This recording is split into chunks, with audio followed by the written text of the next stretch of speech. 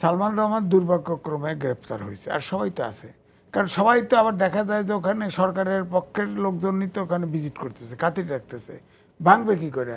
দুদকে পর্যন্ত তদবির যায়। স্বাধীনতা যুদ্ধে বলতাম ২২ পরিবার সব লুটে নিয়ে গেল, এখন 10টা বিজনেস হাউস টাকা পাচার করে ফেলে। গত বছরের যে এই রোজার মাসের যে পণ্য ২০২৪ সালে রোজার সাথে তুলনা করলে ২০২৫-এর খুব ইন্টারেস্টিংলি দেখছি যে দেশি পেঁয়াজের দাম ১১০ থেকে ১২০ ছিল, সেটা কমে গেছে ৩০ থেকে ৪০। কিন্তু অন্যান্য জিনিস যেমন আপনার বোতলজাত সয়াবিন তেল থেকে আরও বোতলজাত সয়াবিন তেল কিছু কিছু ক্ষেত্রে পাওয়াই যাচ্ছে না, এবং আপনার লেবু, খেজুর, বেগুন এই পণ্যগুলোর দাম বেড়ে গেছে। আপনি কি মনে করেন যে আসলে কেন বাজার পুরোপুরি নিয়ন্ত্রণ করা সম্ভব হচ্ছে না সরকারের পক্ষে? ধন্যবাদ আপনাকে। বাজারের ব্যাপারটা ডিমান্ড সাপ্লাই, হ্যাঁ, কিন্তু আমাদের দেশে এটা কাজ করে না। সরকার কিন্তু যেমন ধরেন সয়াবিন, আপনার 30% সয়াবিন ডিমান্ডের চাইতে বেশি কিন্তু ইম্পোর্ট করেছে। তারপরেও আপনি সয়াবিন তেল কিনতে যান, দোকানে তেল নেই।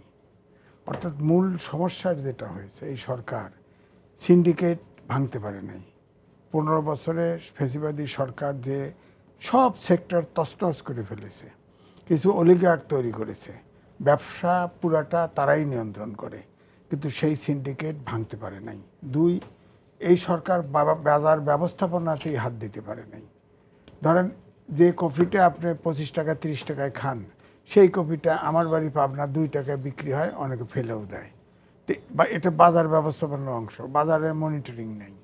হ্যাঁ, তো প্রধানত 3টি কারণে আপনার কিন্তু বাজার নিয়ন্ত্রণ করা যাচ্ছে না। এখন ধরেন বলতে পারেন যে সিন্ডিকেট ভাঙার যদি সক্ষমতা সরকারের না থাকে বলেছে তো, এই নতুন যে বাণিজ্য উপদেষ্টা পরে আসছে তিনি বলেছেন, তো আমার হাতে তো আলাউদ্দিনের চারাক নাই। তো চারাক নাই, আপনার দায়িত্ব নাই।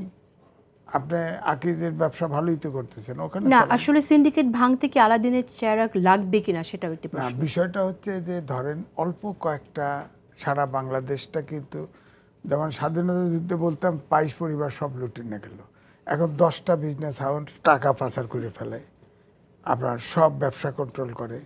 আপনি খেয়াল করে দেখেন, একমাত্র সালমান রহমান ছাড়া কেউ জেলে নেই, সব বিদেশ চলে গেছে, কেউ বহাল তবিয়তে দেশে ঘুরে বেড়াচ্ছে, কোনো ব্যবস্থা নিতে পারে নাই।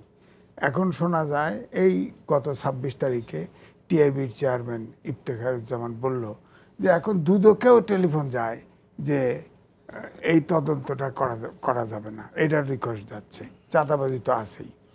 তো এটা এই যে তদবিরটা হয়, এরা কারা করে এটা সরকার জানে, সরকারের কাছাকাছি লোকরাই করে এইসব তদবির। তো আপনি ধরেন যে 4-5টা হাউস, টোটাল 10টা হাউস এই ব্যবসাটা করে, ইম্পোর্টের এইসব খাদ্যপণ্য করে 4-5টা হাউস। আপনি মিড লেভেল, ছোট লেভেল সব ভাগ করে এই 5টা হাউসের ভিতরে রাখেন।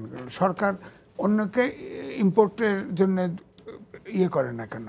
ছোট ছোট কোম্পানি অনেকগুলোকে দিলেই তো হয়, এটা ডিসেন্ট্রালাইজ করলেই তো হয়। আপনি যখন 4-5টা কোম্পানির ভিতরে বন্দি থাকেন, তারা যখন সিন্ডিকেট করে দেয়, হ্যাঁ, ধরেন এই যে সয়াবিন তেল আছে কিন্তু দোকানে নেই, এবং সিন্ডিকেট এমন তৈরি হয়েছে 15 বছরে, আপনি খেয়াল করেন যিনি ইম্পোর্ট করেন আর ছোট্ট একটা দোকানদার, সেখানে পর্যন্ত সিন্ডিকেটের অংশ। আপনি কি মনে করেন যে আসলে সিন্ডিকেট ভাঙা গেল না কেন? সিন্ডিকেট ভাঙা গেল না মানে, এখানে ধরেন আমি বললাম তো একটা মেসেজ যে সব তো ব্যবসায়ী বহাল তবিয়তে আছে। সালমান রহমান দুর্ভাগ্যক্রমে গ্রেপ্তার হয়েছে, আর সবাই তো আছে।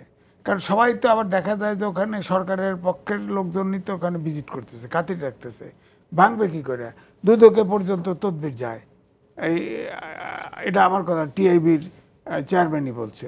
এই 26 তারিখে ব্র্যাক ইউনিভার্সিটি বিশিষ্ট অর্থনীতিবিদরা এবং বিশিষ্টজনরা একটা ওখানে আয়োজন করছে, বৈঠক আলোচনা করছে, সেখানে বলছে সংস্কার নিয়ে, দেশ সম্পর্কে, অর্থনীতি সম্পর্কে এগুলো বলছে। তো এই জন্য আমি বলছি যে পলিটিক্যাল কমিটমেন্ট লাগবে। এই এখন যেভাবে দেশটা অলিগার্ড তৈরি করছে, তাদেরকে ধরতে হলে পলিটিক্যাল কমিটমেন্ট লাগবে। এখন এই সরকার তো পলিটিক্যাল কমিটমেন্ট নাই, এবং তারা তো এই 6 মাস চলে গেল, এখন 7 মাস যায় ভাব। সরকার তো কোনো একটা সেক্টর নিয়ন্ত্রণে আনতে পারলো না, কোনো একটা সেক্টর না। প্রশাসন বলেন, পুলিশ বলেন, আপনার ব্যবসা বলেন, কোনো সেক্টর নিয়ন্ত্রণে আনতে পারে না। তারপরেও কি একটা সংস্কারের অজুহাত তুলে এটার ব্যাপারেও কোনো সব মেয়ে দিয়ে বলে এটা হইতে পারে, ডিসেম্বরে হইতে পারে, অমুক জায়গায় হইতে পারে, হবে শব্দ নাই।